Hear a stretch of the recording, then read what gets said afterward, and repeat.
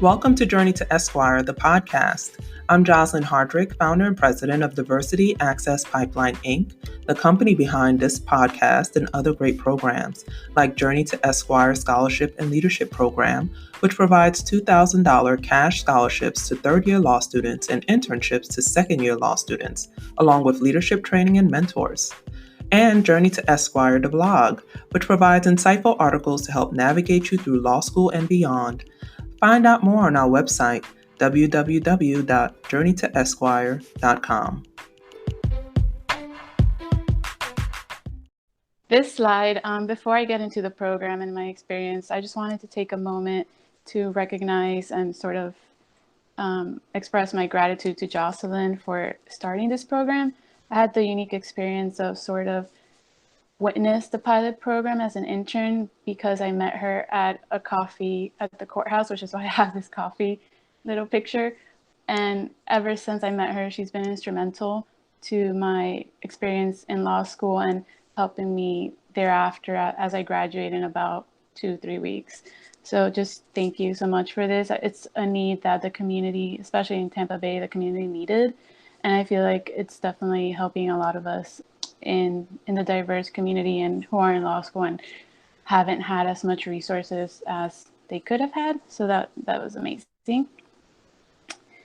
And so before I get into the modules and sort of the specifics of what I appreciated about the program and what I took away from it, I made a little slide, Journey to Esquire, just to give a little glimpse of how I got here, I guess. So I'm a first generation student, and I put a little timeline in the bottom to sort of reflect stage to stage. And I came from a community where, as a first generation student, none of my parents went to college or, especially grad school. So I've always had to network and talk to people and learn for myself. So this program has definitely been sort of a supplement to my journey. And I was so excited to be a part of it and continue to be a part of it thereafter. And then I built my presentation sort of to highlight some of my favorite modules during this program. There's no particular order, but that's the way I've built it. So for this slide, I coupled the lawyer wellness module and the time management module together because I feel like that's a key thing to have as an attorney, especially a beginning attorney. You have to keep mental health in mind because if you don't have that, everything could go downhill, in my opinion. So there has to be a balance that I feel like we must have coming into the practice of law. Of course, organization is going to be key because you need to know what you would have to do, week to week, day to day. Sort of, my organization is a planner, so I think it's important for you to learn how you organize. And during our time management modules and our talks with Jocelyn, she sort of emphasized that too, that you need to know yourself and see what would work for you, either virtually or physical. So like I said, a physical planner helps me. Getting enough sleep and staying active, eating healthy, those factors would contribute to the mental health element when you come into the practice of law. And I would say before the program, especially my first year, those are things I put in the back burner because I was just so concerned that I had to do well, I can't fall behind. And it was just always that, I guess, that little trigger in the back of my mind. But when I got involved with this program, especially my second year of law school, I started to realize, wow, if I sleep 2 more hours, I remember more of the things I read. If I work out, I'm less stressed. So I'm really glad I started to implement these things. And then the last thing I put in this slide was outlets. And that just means either if you have a hobby, if there's a creative way for you to sort of let out stress, if you like to watch movies, all of those things are important because you can't study or read or work 24/7. You have to have some sort of outlet that you could have fun, let loose a little bit and then come back with even more enthusiasm to your work. So I think those are key things.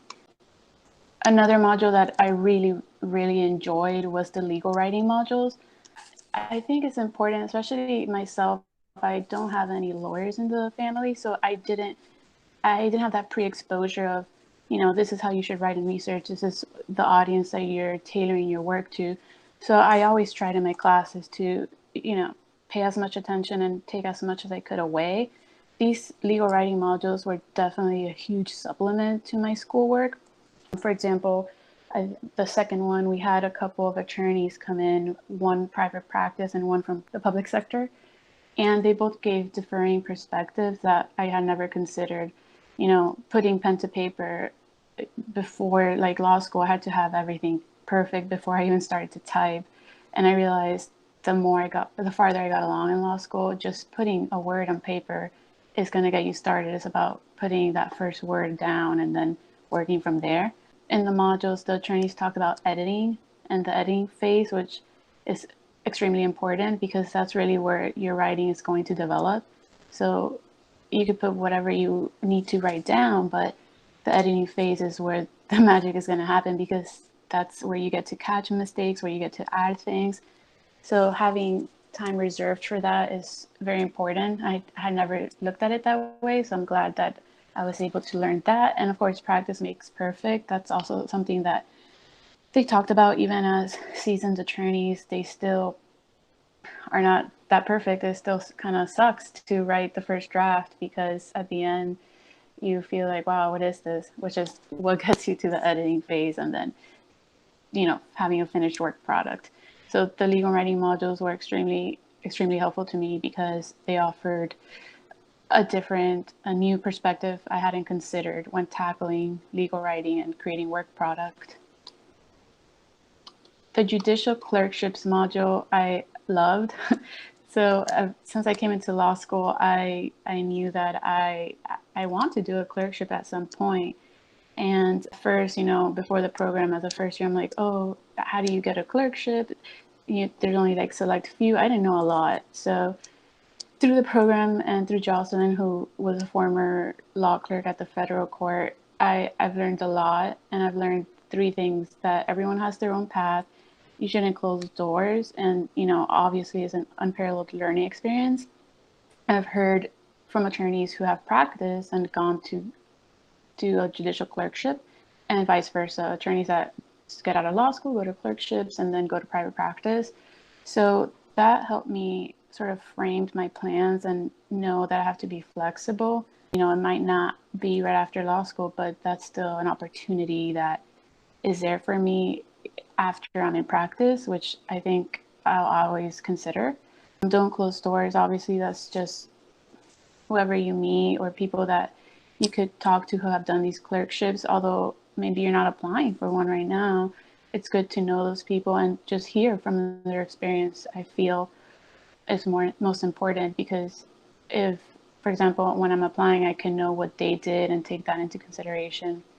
And just to reinstate, I think a clerkship is an amazing experience. I was able to intern for a district judge last semester and sort of shadow the law clerks and see his work behind chambers.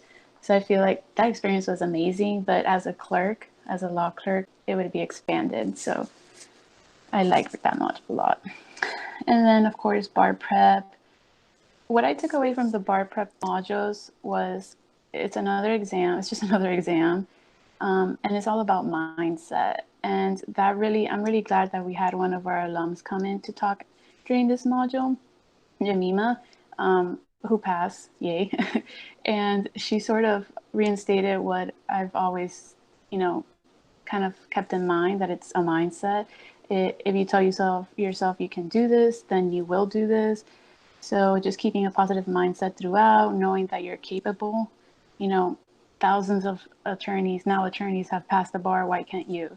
So I think that was helpful. And specifically, the talk about routines and reaching out for help were things that I also appreciated because I know that routines should be structured, but talking through them in the modules was helpful because I was able to consider other ways I could set up routines, and then of course reaching out for help when needed. Mentoring and paying it forward, those together. So I think that's a huge factor for all of us in our law school careers, our law school journey, and our law careers thereafter. And then paying it forward, because once we're in our law careers, I think it should be an obligation that we mentor law students or students who want to get into the practice of law. That's especially one of my goals personally when I'm in the practice of law, to mentor other students, just because I know how it feels like going through it. So if I know that I can help someone who may be in a similar position in the future, I of course want to. So that was really nice, just hearing from different people who are now mentors, who at one point were mentees. It's just sort of, giving back to your community. And that's all I have for you. So thank you again to Jocelyn, Samaya. All the board members have been extremely helpful, and our sponsors, eternally grateful for you all. And I'm excited to continue being a part of this program as an attorney.